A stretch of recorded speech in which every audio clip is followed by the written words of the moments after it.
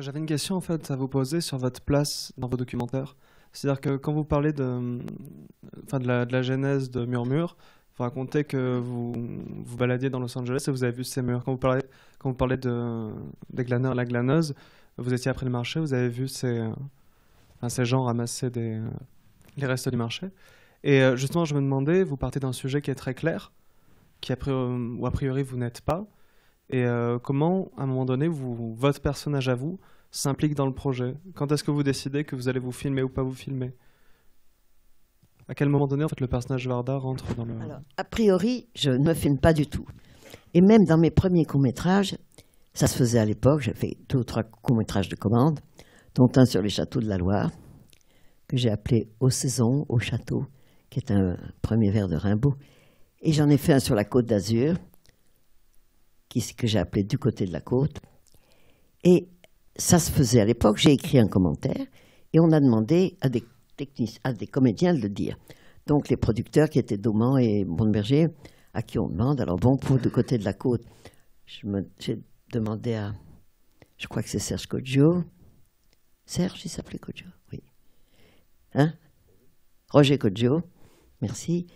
Et pour Aux saisons, j'ai demandé à Daniel Delorme et à Antoine Bourseillet de lire des poèmes de l'époque de Ronsard et tout ça. Et puis, ce qui m'est venu à l'esprit, et même pour... j'ai fait un court film sur Aragon et Elsa. J'ai demandé à Michel Piccoli de lire le commentaire, et aussi, il a aussi lu pour Cuba. Et à un moment donné, je me suis dit complètement idiot, quand je vous parle, c'est moi quelque chose à dire, et je vous le dis. Pourquoi que quand j'ai quelque chose à dire, c'est-à-dire le commentaire, pourquoi je demande à quelqu'un de le dire? Et il m'est venu à l'esprit qu'il était aussi simple de le dire moi-même. Ça a commencé comme ça. Je me suis dit, je vais dire moi-même les commentaires. Puisqu'on se retrouve dans une situation où je commente une situation, donc je peux le dire avec ma propre voix. Donc je ne sais pas à quel moment j'ai commencé. Et j'ai parlé moi-même. Avec pas d'intention de rentrer dans le champ. Et d'être filmée. J'ai jamais voulu être actrice, et même sur le tard, quand on me l'a demandé de le faire, j'ai pas du tout envie. Donc, c'était pas mon projet du tout. Je sais pas très bien à partir de quel moment j'ai été dedans. Mais, par exemple, Sans toi ni loi, que j'ai fait en, je n'arrive pas très bien à me rappeler, 84, 85, j'ai fait une petite phrase au début, en disant on ne savait pas d'où elle venait, elle s'appelait Simon Bergeron. Et je l'ai laissé. C'est moi qui ai dit une phrase qui est tout à fait au début du film. Après, je me suis dit, j'étais assez contente de ça, parce que on a beaucoup de peine à se séparer des films quand on les aime, quand on les monte, quand on croit que c'est bien. Et ça me plaisait qu'il reste quelque chose de moi dedans. J'avais pas envie qu'il soit complètement séparé de moi. Donc, cette petite phrase m'a... Alors, il se trouve que j'ai fait aussi, avec Jane Birkin, un portrait de Jane Birkin, qui s'appelle Jane B. par Agnès V. Et là, c'était un jeu, parce que c'était un dialogue entre elle et moi. Et on nous voit toutes les deux en train de parler, et je commente, et elle parle. Et je me suis retrouvée dedans avec elle. Après, je sais pas. Donc, c'était pas l'intention d'être dedans, sauf que là, c'était justifié. Quand j'ai fait Les Glaneurs, c'est assez bizarre parce que comme j'ai commencé, c'était la première fois que je tournais moi-même avec une petite caméra. D'ailleurs, on voit dans le film que j'ai appris à m'en servir. Je lisais le prospectus, j'essayais de comprendre comment faire. Et c'est vrai qu'un jour, je commençais à avoir des cheveux blancs. Un jour, j'ai filmé comme ça, mes cheveux blancs qui commençaient à pousser. Et puis, un autre jour, et ça c'était vrai, je revenais du Japon. J'avais été au Japon, j'avais ramené des choses du Japon. Et puis j'avais été frappée parce que dans un grand magasin, genre, je sais pas, les Galeries Lafayette, je sais pas quoi, au dernier étage, il y avait une exposition d'art. Il y avait une exposition avec des vrais Vermeer. Quand on sait le prix des assurances, des transports, ils avaient voulu faire un coup de promotion formidable pour leur magasin. Il y avait 6 ou 7 vrais Vermeer que j'avais regardé avec ravissement, et j'avais acheté les cartes postales. Et quand je ne peux pas le faire parce que j'ai pas 3 mains, mais quand je commençais à défaire mes cartes et que j'ai tenu la carte postale comme ça. Je vais le faire avec la caméra. J'étais en train de filmer moi-même les cartes postales. Et en fait, ma caméra a un peu glissé. Et j'ai attrapé le bord de ma main comme ça, toute plissée, toute ratatinée. J'étais tellement impressionnée. J'avais l'impression de voir une peau de bête. Et tout d'un coup, ça m'a assez plu quand même. Ça m'a assez plu parce que même, j'ai même fait passer tellement l'idée que, je ne pouvais pas le voir en gros plan, mais c'est assez formidable, les rives, les plis et tout ça, que j'ai un de mes petits-fils qui me dit « Ah, montre-moi tes mains, c'est des paysages. » Donc j'ai fait passer le message qu'il y a quelque chose de très beau dans la peau qui vieillit, dans les choses qui changent comme ça. Voir aussi les patates. Mais donc, quand j'ai eu filmé cette tâche, je me suis dit, bon, je vais parler de l'autoportrait, parce que j'étais en train de tenir à la main un autoportrait, j'ai pensé aux autoportraits du trio et tout ça. Toutes sortes de gens qui n'étaient pas spécialement coquets. Et donc, je ne sais pas si je le garde. Je ne sais pas, c'est peut-être pas intéressant. Ensuite, à un moment, on était en train de dire que, en fait, le glanage arrive souvent quand les gens ont oublié les fruits et qu'ils finissent de mûrir sur l'arbre. Et quand j'étais en train de me goinfrer de figues divines qui étaient tout à fait mûres sur un figuier, Didier Rouget, qui était mon assistant, a pris la caméra, il m'a filmé en train de me goinfrer. Et comme je disais que c'était merveilleux, que c'était bon, ouais, je me dis pourquoi pas, il faut justement dire pourquoi ce qu'on ramasse plus tard est meilleur. Bon, je me dis peut-être c'est intéressant. Après, il y a eu le phénomène que, le fameux bouchon de caméra qui danse. Alors, il se trouve, comme je suis assez maladroite, il m'arrive très souvent de ne pas fermer la caméra. Donc, dans les rushs des glaneurs, j'avais 15 minutes du bord de mon pantalon et le sol de la voiture, parce que j'avais tenu la caméra comme ça, elle tournait. J'avais au moins 10 minutes d'un carrelage dans un café. C'était quantité de choses où je n'avais pas fermé la caméra. Et je disais au montant, on va acheter tout ça, j'ai honte. Et je suis arrivée dans la pièce quand, en fait, j'avais filmé une vendange, puisqu'à partir du 2 novembre, c'est-à-dire hier, en tout cas si la loi n'a pas changé, on peut vendanger si les gens ne l'ont pas fait dans leur vigne. Donc j'avais filmé des gens, toute une famille qui chantait et qui ramassait du raisin. Et on était de bonne humeur, et les voitures étaient assez loin. Et je suis partie assez vite, comme ça, à pied dans les champs, jusqu'à la voiture. Et la caméra était ouverte. Et comme le bouchon était accroché par un petit fil et qui pendait, il s'est mis à danser comme ça sur le sol. J'ai vu ça, j'ai dit, attends, quand même, ça, on ne va pas le jeter. C'est quand même assez rigolo. Comme par hasard, c'était le jour où j'avais demandé à un des assistants d'aller à la FNAC, d'acheter du jazz contemporain. Qu'est-ce qu'il y avait qui était ces jours-ci, qui était sorti. Et j'ai écouté une musique de Pierrick Pedron. Et comme on l'a écouté, ça allait bien, hop, c'est resté. Mais quand même, quand le montage était fini, je me suis vraiment posé ces questions. Est-ce que je dois garder cette imbécilité de bouchon qui se balade, mais qui est vraiment rigolo? Et je dois garder mes cheveux? Et est-ce que je dois garder ma main? On l'a enlevé, on l'a remis, on l'a enlevé, on l'a remis. J'ai eu une vraie hésitation à dire, est-ce que je dois être un peu dedans? Quand j'ai décidé de le garder, on a dit les glaneurs et la glaneuse, alors que ce n'est pas vraiment du glanage, mais bon. Je ne sais pas, je ne suis pas toujours persuadée que j'ai eu raison.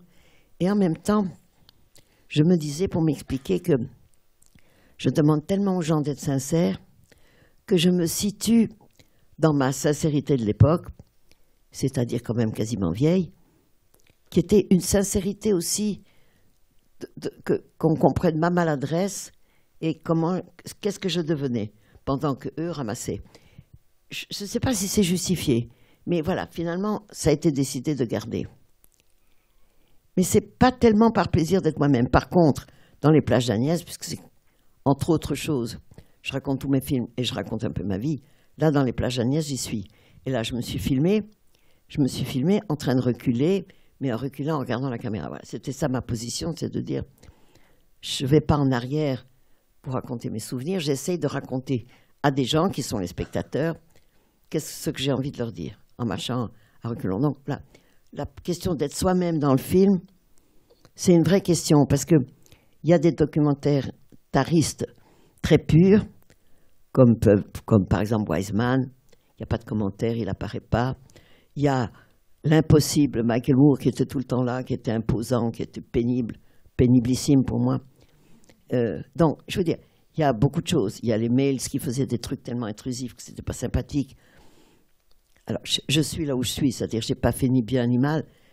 Je me suis située finalement depuis, et pas si longtemps que ça, depuis une quinzaine d'années, je suis plus présente dans mes films qu'avant.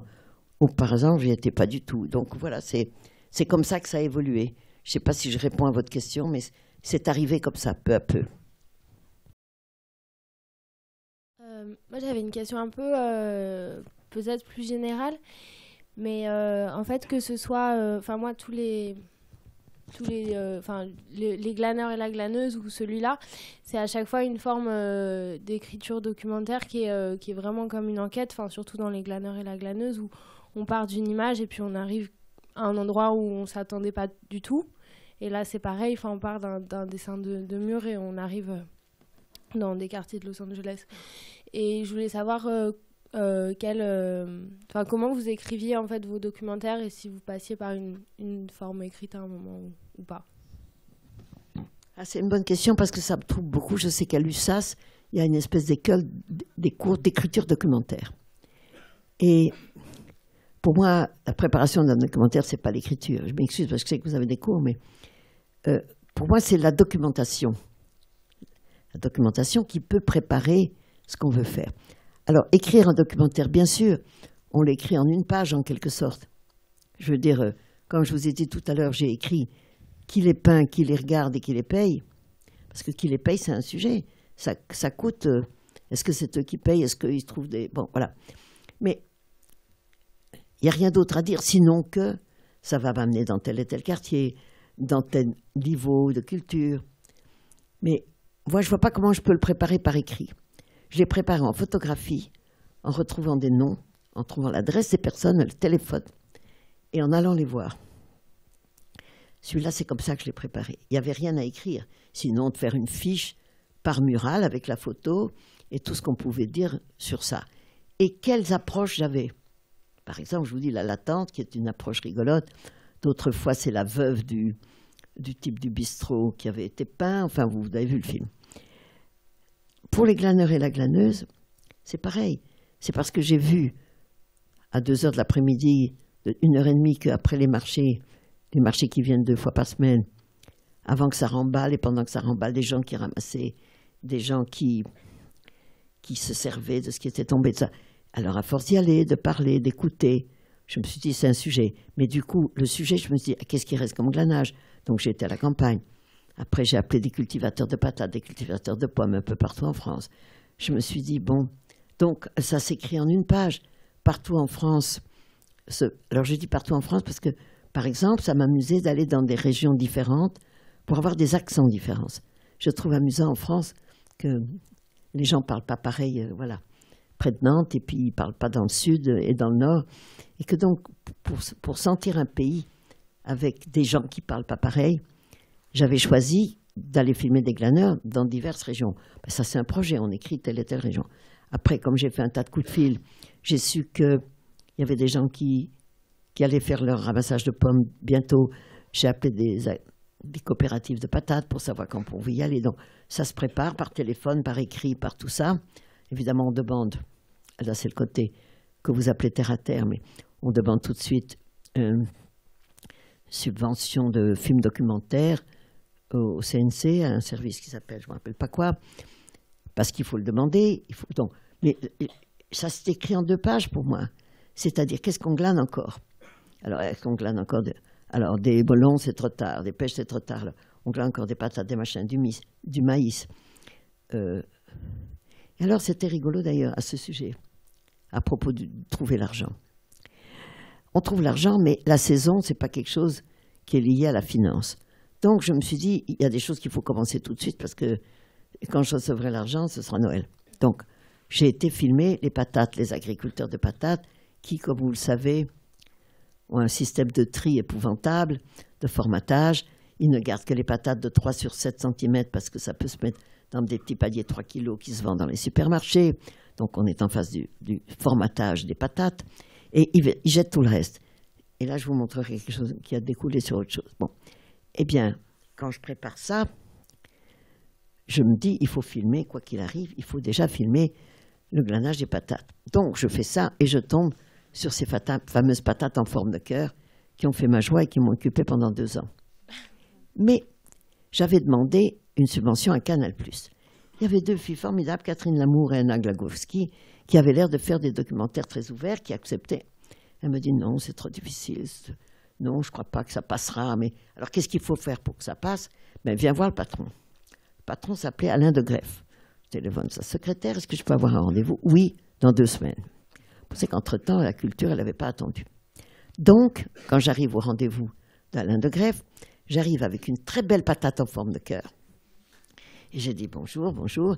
Et je lui dis, cette patate et moi, on veut faire un film. Fou rire, bien sûr.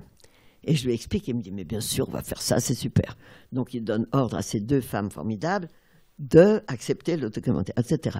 Donc, ça veut dire, terre à terre, il faut se battre pour des trucs, il faut avoir un petit peu d'humour et de bon sens pour essayer de trouver de l'argent, parce que ce n'est pas forcément les dossiers qui débouchent tout de suite sur les choses. Voilà l'exemple. Alors après, Arte, qui est quand même une chaîne plus ouverte, a dit, ah oui, oui, nous aussi, enfin, je crois que c'est Arte, enfin, voilà. Et tout ça, c'est qu'entre-temps, on filmait, on n'avait pas attendu l'argent, et bien des fois, ça se passe comme ça. Je me souviens, pendant un film qui s'appelait L'une chante, l'autre pas, on attendait les subventions de CNP, elles n'arrivaient pas. Je me vois entre 2 plans aller dans une cabine de téléphone, appeler, on dit, alors, quand est-ce que vous payez, etc. Bon.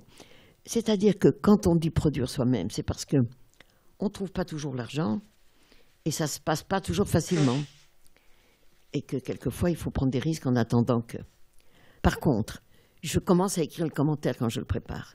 C'est-à-dire que, d'une certaine façon, le sujet de l'écriture documentaire, c'est une partie du commentaire, qui est que je me dis, ah, quand j'ai rencontré ces gens en filmant, évidemment, le sujet du formatage m'a passionné parce que derrière notre tête, on sait qu'on est dans une société formatée, on sait que quand les gens ne sont pas formatés, c'est plus difficile pour eux.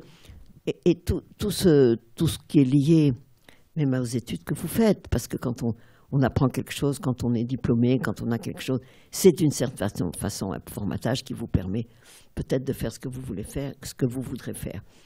Donc, j'écris des phrases de commentaires quelquefois. Quand je préparais Murmure, je me souviens, j'écrivais des petits trucs, j'écrivais déjà, mais c'était le commentaire, c'était pas le scénario. C'était des choses que j'avais envie de dire face à des choses que j'avais vues. Mais pas forcément l'anecdote que je vous ai racontée, où ils ne comprenaient pas que les graffitis, c'était aussi beau que les peintures représentatives de quelque chose. Et des fois, même des mots qui ne sont pas forcément drôles, mais je dis, comment les appeler? Alors, les Los Angeles, les Los Angélésiens, voilà. Alors, je m'amuse avec des bêtises de jeux de mots, parce que les jeux de mots m'amusent. Alors, ça m'arrive de les préparer, de les garder. Après, j'aurais peut-être pas dû les garder, mais bon. Voilà. Je trouve qu'il faut se faire plaisir aussi. Il faut se dire qu'on va écrire des choses qui racontent, qui témoignent. On va filmer un témoignage et puis on va dire aussi le plaisir qu'on a eu à filmer. Moi, j'adore faire des documentaires. Et alors, il y a un autre truc que je voulais dire.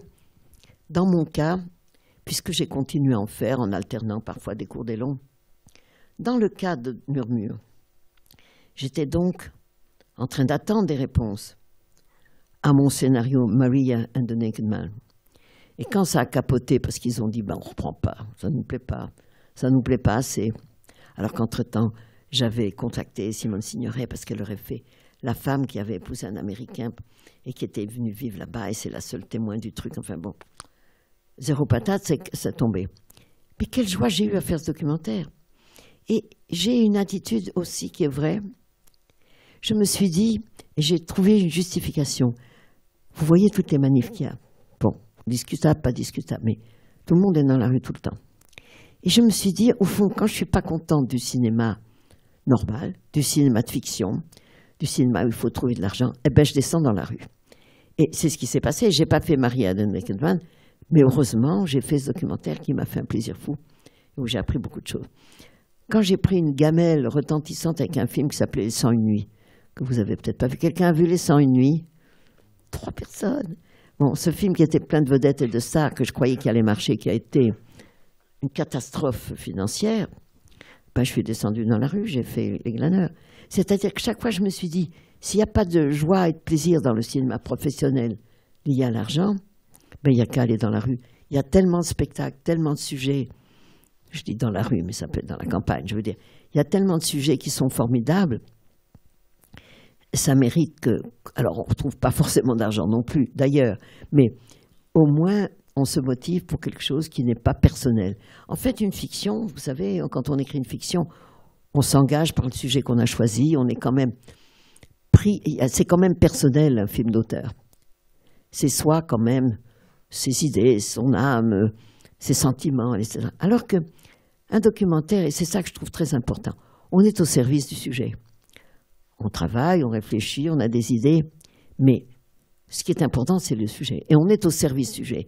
Tandis qu'une fiction, la fiction est au service de votre projet personnel. Et je pense très important, et moi je dis toujours que des scénaristes et des réalisateurs de fiction devraient, tous les 3 ans, tous les 5 ans, comme on fait une cure pour maigrir ou pour aller mieux, on devrait faire une cure en faisant un documentaire. Et en faisant un documentaire tous les 5 ans, on se remettrait un peu dans le regard, la curiosité, l'attention aux autres. Bon, je l'ai fait moi parce que ça m'a convenu, mais je trouve qu'il y en a bien quelques-uns qui feraient bien de le faire. Et bon, et court-métrage aussi. Parce que pourquoi un écrivain écrirait toujours des livres de 240 pages et pas un poème, une nouvelle ou un petit article? Et moi, je ne sais pas pourquoi il faudrait toujours faire des films qui ont plus ou moins 1h45. Il y a des fois des sujets de fiction qui n'appellent pas cette durée. Et malgré que ce soit difficile à caser, j'ai fait quelquefois des films de 45 minutes ou d'1h05. Il faut que le film ait la durée de sa nécessité. Ça, c'est pas très commercial et vous ne ferez pas bien voir si vous dites ça, parce que c'est évidemment plus facile de proposer 1h30, un peu court comme Bresson, 1h25, 1h20, mais en dessous de ça, on ne vous prend pas au sérieux. Bon. Donc, il faut faire des films d'1h30 à 1h45, et si possible, pas dépasser 2 heures, ou bien être un artiste, il fait des films de 4 heures et 6 heures. Bon, mais ils ont de la peine à exister, même s'ils sont souvent très beaux. Tout à l'heure, vous avez parlé de votre travail de documentation pour les documentaires, comment vous alliez sur le terrain, comment vous vous renseignez sur les patates, par exemple. Et j'aurais voulu que vous nous parliez de ce travail-là pour la fiction. Est-ce que vous faites toujours ce même type de travail? Est-ce que c'est des fois le réel, en fait, qui vous amène vers la fiction, ou au contraire, vous voulez complètement vous en démarquer? Non, démarquer, c'est pas le mot, parce que même dans une fiction, il ne faut pas parler de n'importe quoi. J'ai fait une fiction que je crois que vous avez vue récemment, certains d'entre vous, Cléo de 5 à 7, qui est complètement fiction, qui est un personnage imaginaire, pas du tout basé, je n'ai jamais été grande, ni blonde, ni cancéreuse, mais c'est un sujet qui me passionnait. Et avant même, et pendant que je pensais au scénario, j'ai quand même été plusieurs fois dans des instituts comme Marie Curie et les endroits où les gens attendent pour faire des examens, où on va essayer d'analyser si ils ont des cellules cancéreuses ou pas. J'ai parlé à beaucoup de gens qui étaient malades, j'ai parlé à des médecins. J'ai essayé de me renseigner, alors qu'il n'était pas question de faire un film médical et que la notion médicale est à peine évoquée. Mais je voulais un peu comprendre de quoi il s'agissait. Moi, je n'ai jamais été en face de ce problème de faire un examen et de se dire est-ce que j'ai le cancer ou pas, mais je pouvais imaginer quand même ce que c'était, surtout que le cancer était encore plus effrayant dans les années 50 et 60 que maintenant. C'est pas que c'est pas effrayant, il y a quand même beaucoup de gens malades et beaucoup de gens qui meurent, mais on a quand même de plus en plus trouvé des traitements, des choses. Donc c'était une grande frayeur. Et quand je cherchais un film qui se passe à Paris et je me disais quel sentiment va dominer, ça va être la peur. Et quelle peur? C'est la peur du cancer.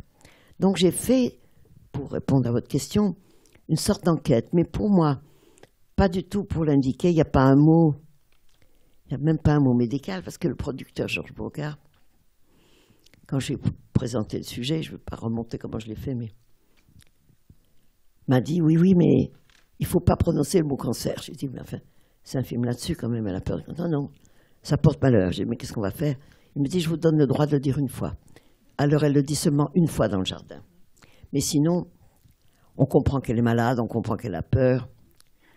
Si vous avez vu le film, ça commence par une scène chez une cartomancienne, scène en couleur d'ailleurs, qui est du faux, mais enfin quand même, la cartomancienne trouve des images de mort, un pendu, et puis elle lui dit, vous êtes malade, et la petite dit oui, donc enfin on indique quand même une maladie grave en tout cas, et une peur de quelque chose de grave. Mais moi j'avais un peu besoin de savoir. Alors sur quoi je me suis renseignée? Ben rien, j'ai essayé de rencontrer 2, 3 cartomanciennes, jusqu'à ce que j'en trouve une qui voulait bien jouer, parce que je pensais que c'est pas la peine d'écrire un espèce de dialogue, elles ont un baraquetin, un truc, ils ont une façon de dire, vous n'êtes pas encore sorti dans le jeu, que je ne suis pas sûre que j'aurais bien inventé. Donc j'ai cherché une vraie cartomancienne, mais quand même je lui ai donné son texte. Et puis il y a des scènes dans le café où j'ai utilisé un vrai café tout en introduisant des scènes écrites.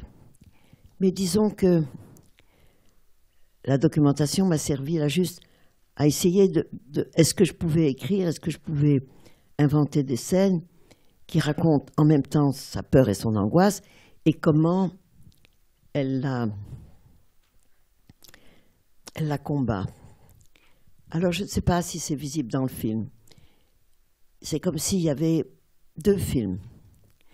Une première partie, et c'est exactement à 45 minutes que ça change, une première partie où elle est comme une poupée, une belle poupée regardée avec des beaux habits, des belles coiffures, où tout le monde la connaît, la flatte, l'identifie comme une belle femme chanteuse plus ou moins connue. Et puis quand elle arrache sa perruque et qu'elle met sa petite robe et qu'elle sort, c'est elle qui se met à regarder. Alors pour moi, dans ma tête, par exemple, c'était un peu la paraphrase de qu'est-ce que c'est que le féminisme. Pour moi, le féminisme, une femme devenait féministe quand elle cessait de se regarder et de considérer qu'elle était vue par les autres. Et quand son regard devenait actif et qu'elle se mettait à regarder les autres. Je pense qu'on ne peut pas être féministe si on ne se met pas à regarder les gens. Pas seulement les femmes, les hommes et les Auvergnats même. Je veux dire que regarder, c'est un acte. Regarder, essayer de comprendre ce qu'on voit, c'est un acte. Ça peut être un acte de citoyen, ça peut être tout ce qu'on veut. Mais pour les femmes, c'était important pour moi aussi. L'idée, c'était de montrer comment elle attendait, comment elle pouvait remplir cette 1h30, et comment je pouvais faire des thèmes et des sous-thèmes, comme celui des gens dans le café, comme son accompagnatrice, qui est une dame un peu, qui répète des clichés, qui répète ce que dit tout le monde, comme ça, l'espèce de bon sens, qui est souvent à contrario des émotions, et comment elle allait rencontrer un autre personnage qui a peur, qui est un soldat. Cette guerre d'Algérie était terrible, elle était d'autant terrible pour des jeunes gens qui pensaient que c'était une guerre bête et inutile et qui n'avaient pas envie de mourir et qu'on envoyait quand même là-bas. Et je trouvais que la rencontre était intéressante, de 2 peurs de nature différente et qui allaient en fait fusionner dans quelque chose qui était en même temps amical, assez proche comme ça, juste un moment, puisque lui repartait même le soir même. Et il l'accompagne, en geste amical, il l'accompagne jusqu'à l'hôpital et il va dire qu'il est son frère pour avoir des nouvelles, puisque dans les hôpitaux, si ce n'est pas la famille, on ne sait rien. Donc il va dire qu'il est son frère. Et j'avais beaucoup aimé cette idée que ce n'est pas boy meets girls. Boy meets girl. Bien sûr c'est une rencontre, mais c'est pas une rencontre amoureuse, c'est une rencontre de 2 personnes de sexe opposé, mais qui, par une espèce de frémissement de peur, se rejoignent, comme si le dialogue, la possibilité de communiquer, tout d'un coup allait les aider à attendre un résultat qui s'avère très mauvais, puisque quand on dit aux gens qu'on va leur faire des rayons, c'est pas parce qu'ils ont un rhume, mais plutôt un cancer, et que lui, il part le soir, et moi qui suis assez pessimiste, je crois qu'il meurt à la guerre et qu'elle meurt du cancer. Mais ils auront connu quand même cette espèce de moment de grâce, et c'est ça qui me paraissait important, et qui est périssable aussi. C'est-à-dire, est-ce qu'on peut, dans des fictions où ça va pas bien, où ça va aller mal, garder quelque chose qui est un peu tout d'un coup décollé de la réalité et où les gens, leurs rapports et leurs émotions comptent plus que la situation. J'espère que c'est ça qui est passé dans Cléo. J'avais lu quelque part qu'il y avait beaucoup de scènes, notamment des scènes d'intérieur, dans les bistrots, dans les cafés, où les gens ne savaient pas qu'ils étaient filmés. Et qu'après, on a recréé les dialogues en peu synchro. Est-ce que c'est vrai? Est-ce que c'est un mythe? Et à quel point vous êtes sortis dans la rue sans autorisation pour faire ce film? Alors, quand Cléo sort de chez la cartomancienne et qu'elle marche dans la rue, on s'est installé sur le balcon de l'autre côté de la rue de Rivoli, en demandant aux gens, est-ce qu'on peut aller sur votre balcon? On n'a rien demandé du tout. Cléo est sortie et elle a marché. Et comme elle était belle et altière, et on voit tous les types qui se retournent, qui la regardent, qui lui proposent des trucs. Ça, évidemment, on l'a fait. On n'a pas besoin de demander la permission pour se mettre sur un balcon. Donc, tout le plan, il y a un long plan où elle marche, où on est au long foyer, et on l'accompagne comme ça. C'est un long plan, on marche dans la rue. On n'a demandé rien à personne. Le café où on tourne tout de suite après, le café s'appelait Ça va, ça vient. Ce que je trouve assez joli d'ailleurs. Évidemment, on a demandé la permission au café si on pouvait tourner. On y a installé Corinne Marchand, je trouve son nom, son assistante, et Champion, qui est un acteur qui joue le patron du café, qui vient leur parler, qui leur raconte une histoire. Donc, ceux-là, ce sont 3 acteurs préparés. Et puis, j'avais installé sur une table à côté une jeune fille et un garçon qui sont censés se disputer un peu. Enfin, elle lui dit, il lui dit, si je ne peux pas rester chez toi, on arrête. Enfin, c'est une dispute, une rupture. Alors, pour des histoires de son d'ailleurs, cette petite rupture a été doublée après, parce que je ne pouvais pas tout mener. Tous les gens dans le café, on n'a rien dit. On a tourné avec les gens dans le café. On voit une dame qui rentre. Il y a des sortes de gens formidables. On a dit comme ça, on a dit, vous savez, on tourne, si ça vous dérange, non, ça vous dérange pas, non, voilà. Donc, il n'y a personne de prévenu, sauf évidemment le vrai patron du café qui a donné l'autorisation. On s'est placé derrière le bar et on voit des gens qui arrivent, qui partent. Donc, Cléo,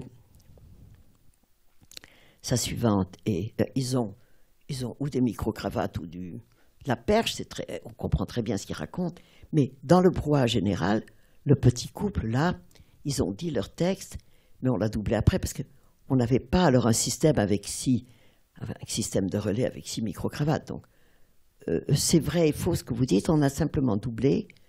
Vous voyez ce que je veux dire, le petit couple qui parle là? Vous qui avez posé la question. Oui, oui. Vous voyez le petit couple? Oui, derrière, dans la table qui est... À droite, là. Voilà, ce petit couple a été redoublé parce qu'on n'était pas capable d'avoir le son de la scène principale entre Cléo, son assistante, et le patron du café. Le brouhaha, parce qu'on avait un brouhaha général qu'on avait pris, évidemment, avec un micro. Puis un brouhaha de café, ça se réinstalle après si on veut. Mais il y a quand même des gens qui disent des trucs, je sais pas, qu'on a pris en son direct. Donc voilà, c'est vrai et faux ce que vous dites. C'est tourné comme ça. Maintenant, je ne sais plus si on peut faire ça maintenant, parce qu'il faut des permissions tellement incroyables. On ne peut pas filmer quelqu'un sans lui demander la permission, ou alors il faut se débrouiller, enfin, j'en sais rien. Mais là, personne n'a été ni prévenu ni payé, sauf les 3 acteurs, le patron du bistrot et le jeune couple. Je pense qu'on a payé un peu. Maintenant, c'est hors de prix, mais on payait un petit peu pour tourner dans les cafés. Mais ils n'étaient pas très gourmands à l'époque. Donc, c'est pas tout à fait vrai ce que vous dites, c'est juste 2 petits personnages qui ont été doublés après coup. J'aurais aimé savoir comment on passe de Cléo, qui est un film en noir et blanc, au Bonheur, qui est un film qui est... oui, enfin, il y a 1 milliard de couleurs au moins. Est-ce que dans le travail, dans la composition des cadres, dans la recherche de l'univers visuel, est-ce que c'est un tout autre travail, ou enfin, comment cette transition s'est effectuée? Mais il n'y a pas de transition. Il y a un autre sujet, une autre position. Il y a le fait que ce film du Bonheur, moi je voulais qu'il se passe beaucoup, beaucoup dans la nature. Que ce jeune couple, qui est plutôt simple, qui n'a pas beaucoup d'ambition, qui se fait prêter une voiture, qui est allé à la campagne, que leur bonheur soit d'aller dans la nature, de faire des pique-niques. Donc c'est vraiment un film d'extérieur. Et moi qui adorais les pique-niques, je dois dire, Jacques Demy les détestait. Donc je m'étais dit, si je fais un film comme ça, au moins pendant 2 mois, on fera des pique-niques tous les jours. Et c'est ce qui s'est passé. Parce qu'on avait organisé tout ce qu'il fallait pour manger sur place et tout ça. Et l'idée qu'ils aimaient bien dehors, qu'ils aimaient bien cueillir des fleurs, dormir sous les arbres, mettre des petits voiles pour leurs enfants pour qu'ils n'aient pas de moustiques et des mouches. C'était un film faussement idyllique d'une certaine façon parce qu'il raconte une histoire un peu compliquée. Mais sur le point de vue visuel, en tout cas, alors Jean Raby a commencé le film et il était engagé pour un autre film, il ne pouvait pas. Et le film a été continué par un chef-op qui s'appelait Claude Beausoleil. Ça allait bien, je trouve, pour ce film. Et en tout cas, le parti pris, il est très clair. C'est ce que j'ai dit, de retrouver les couleurs, la douceur, la lumière. On a tourné dans les parcs de Verrières, c'est-à-dire à 20 minutes de Paris, et avec là où il y a beaucoup de petites herbes un peu fines qui permettent de faire avec des descentes qui font penser à certaines peintures très connues de Renoir, et tout ça. C'est assez facile hein, de trouver une espèce de tonalité comme ça, impressionniste, avec 2-3 scènes réalistes. Alors, j'avais réussi à trouver dans les nouveaux immeubles de Créteil qui se construisaient, il restait une petite maison qui avait, sans doute, ils n'avaient pas voulu vendre, c'était une toute petite maison perdue comme ça au milieu de ces immeubles énormes, avec un petit jardin. Et j'avais installé là l'oncle et la tante.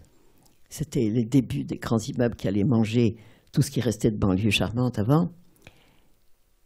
Et donc, mais là, c'est un petit peu réaliste et c'est quand même encore assez gracieux comme couleur. Mais c'est le ton du film. C'est l'été glorieux, ensuite l'automne glorieux. La dernière promenade, c'est évidemment en automne, on l'a tournée exactement à la Toussaint, c'est-à-dire un 1er et un 2 novembre, toujours dans les bois de Verrières, mais qui était tout jaune et tout doré, comme ça, et j'avais acheté 2 pullovers, le même pour elle et pour lui, un petit peu vieux bouton d'or, vieux jaune. Bon, il y avait l'idée que l'automne, c'est un peu facile à dire, mais que l'automne suit l'été, et que cette deuxième promenade, tellement mélancolique parce qu'il y a une morte quand même qui reste un peu dans l'air de ce qu'on voit. Et puis il y a des séquences entières, il y a une séquence rouge, je me souviens très bien. Alors ils font du feu, ils mangent des poivrons, ils sont habillés en rouge, elle présente des tomates. Je m'amusais avec les couleurs. Et puis aussi je me suis amusée avec les couleurs des boutiques fermées. Je ne sais pas pourquoi les volets des gens étaient très colorés. Ça c'était à Fontenay, je crois. Et on a filmé tous les rideaux fermés de boulangerie et de boucherie du dimanche. C'était des rideaux verts. Bon, je me suis amusée à faire aussi des fondus à la couleur. Bon, je ne sais pas si ça se faisait. Au lieu de faire des fondus au noir, il y avait des fondus au bleu, des fondus au rouge. Il y a un moment, au moment du 14 juillet, il y a un fondu au bleu, puis un plan blanc, puis un rouge et qui ouvre. Bon, des petits trucs de couleur comme ça, amusants à faire, qui étaient très difficiles à faire en 35 mm. Maintenant, en vidéo, je fais ça chez moi en 2 minutes, mais à l'époque, il fallait faire des contre-types, des retrouver, parce que alors c'était un peu triste autrefois quand on voulait faire par exemple un fondu au noir ou un fondu à une couleur. Comme ça faisait suite à un plan qui était long et que les producteurs faisaient d'économies, on faisait donc un raccord en contre-type des 2 dernières minutes, et dans les 2 dernières minutes, on installait le fondu. Donc, on voyait, si on était attentif dans le film, le moment où le plan sautait un peu parce qu'on passait du négatif original à un contre-type. Si on est sensible, on le voit. Maintenant, évidemment, ce problème ne se pose pas, on fait le fondu comme on veut et on ne touche pas au plan. Mais il y avait toujours l'idée d'économie qui était quand même prédominante et on ne discutait pas, on ne disait pas « mais moi je veux que vous fassiez le plan, le contre-type, les 3 minutes entières du plan pour finir bien ». Donc on savait qu'il y aurait un petit changement qu'on voit ou qu'on ne voit pas, mais changement sensible pour moi entre le moment tiré du négatif et le moment tiré du contre-type. Donc je me suis amusée avec les couleurs, c'est comme un jeu. Tous ces trucs fondus couleurs, les trucs, il y a des panneaux, je me rappelle de grandes publicités où il y avait écrit « J'aime Shell ». Alors j'avais enlevé Shell, on avait pris que j'aime sur fond bleu comme ça. Je ne sais pas, c'était le plaisir de se dire on peut faire de la couleur et on peut jouer avec pour raconter des émotions, des impressions. Comment ça se prépare? Ça ne se prépare pas, ça. On repère des endroits, on choisit des couleurs, on les habille en conséquence. Il y a même une robe que j'ai faite. À un moment, il me manquait une tache de couleur pour la petite fille. J'avais du tissu rose, je lui ai fait sur elle presque une robe avec 3-4 fils pour que ça tienne sur elle. Des fois, j'avais des bombes, c'était dégoûtant ce que je faisais. Quand je voulais des taches de couleur, je bombais les fleurs dans le champ. Elles mouraient dans les 10 minutes, mais au moment du plan, on avait les taches que j'aimais avoir. Voilà, comme dans Sans toit d'Iloire, on a arraché tout ce qui était rouge pour qu'il n'y ait pas de couleur chaude dans le plan. Bon, au moment où on tourne, on est pris dans le projet, dans le désir. Et le bonheur, ça a été tourné vraiment en bonheur, comme ça, en se disant, on a de la couleur, on peut s'en servir, on a des gens. C'était une vraie famille, puisque Jean-Claude Roux, c'était sa vraie femme et ses vrais enfants. Et ça me faisait un grand plaisir, parce que on peut faire un tas de choses aux enfants, ils sont tous doués, mais quand vous avez les vrais enfants, ils ont des gestes vers leurs parents, un truc, c'est pas tout à fait facile à faire jouer. Même si je me suis régalée à faire tourner les enfants de Jacques Dante, là, dans le bonheur, c'était très extraordinaire de voir une vraie famille qui acceptait de se comporter normalement pour le film. Elle avait un peu hésité, sa femme, parce qu'elle n'était pas actrice. Elle avait dit une chose très jolie, parce que le film est une histoire un peu compliquée. Elle avait dit qu'elle avait peur que ça lui porte malheur et que son mari la trompe avec une autre jeune fille blonde comme elle. Mais bon, je ne sais pas ce qui s'est passé. En tout cas, moi, j'ai fêté leur noce d'or, donc ça a dû s'arranger quand même. Mais je ne sais pas, il y a plein de choses comme ça qui se passent au moment où ça se passe. Je l'ai écrit tellement vite, le bonheur, je n'ose pas même vous le dire. Je l'ai écrit en 3 jours, c'est dégoûtant de dire ça, mais parce que j'étais en colère, vous voyez. C'est-à-dire que j'avais présenté un film qui s'appelait Les Créatures. Je m'étais fait étaler une fois de plus à l'avance sur recette. Ça m'avait tellement énervé. Et Mac Bodard me l'avait dit un vendredi matin. Et j'ai dit comme ça, la rage aux dents, et quand est-ce qu'on peut présenter un film encore? Et on m'a dit mardi. Voilà. Alors vendredi, j'ai dit, bon, j'en écris un tout de suite. J'ai écrit à toute allure. Je ne sais pas ce que j'ai écrit. J'ai écrit tout vendredi. J'ai dit à Jacques, il faut que tu m'aides parce que je fais trop de renvois de trucs. Alors Jacques, on ne s'est même pas levé le dimanche. Dans le lit, il a réécrit à la main, au propre, on n'avait pas de machine, on n'avait rien de tout ça. Il a réécrit au propre mon brouillon qui était tout plein de ratures. J'ai pas tout ça, je suis pas une gardeuse, mais c'était rigolo, parce qu'il y avait des rails partout. Lui, il l'a écrit à la main, on l'a donné à une tapeuse le lundi, et après, elle a tapé sur un truc qui s'appelait stencil. Et nous, on avait une espèce de machine comme ça. Et on l'a passé, on a fait 23 exemplaires nous-mêmes, et on les a portés le mardi au CNC. Folle de rage. Et là, j'ai eu l'avance. Donc, comment j'ai écrit, je ne sais pas. Hein, ce qui est dedans, je l'ai écrit comme ça, au feeling, à l'impression. Est-ce que j'avais beaucoup pensé à ce sujet avant? Je ne sais pas vraiment, je ne me rappelle même pas. Mais je reviens à ce que je disais Dianco, il y a une espèce de plaisir à faire vite. Alors peut-être c'est pas très bien, mais il y a ce truc de l'impulsion, de l'inspiration, de l'énergie. Là, c'était de la colère hein, qui m'a fait faire ce film tout à fait paisible d'ailleurs, et quand même un peu tragique. Enfin, c'est pas un conseil que je dis. Hein. Je dis pas que c'est bien d'aller à toute allure. Je dis que moi, ça m'a convenu. Mais je crois qu'il y a des beaux films et des choses très belles qui sont préparées très lentement. Je sais que Jacques Demy mettait longtemps à écrire ses films. Il les reprenait, il retravaillait les dialogues, il retravaillait les scènes. Et j'admirais sa patience et sa façon d'aller lentement chaque jour, d'en faire un peu. Moi, j'étais beaucoup plus compulsif, j'étais capable de passer la nuit et d'enchaîner, quoi. Mais il n'y a pas une méthode, il n'y a pas de conseil à donner à qui que ce soit. Hein. Moi, je raconte parce qu'on me demande, mais c'est pas un exemple ou quoi que ce soit.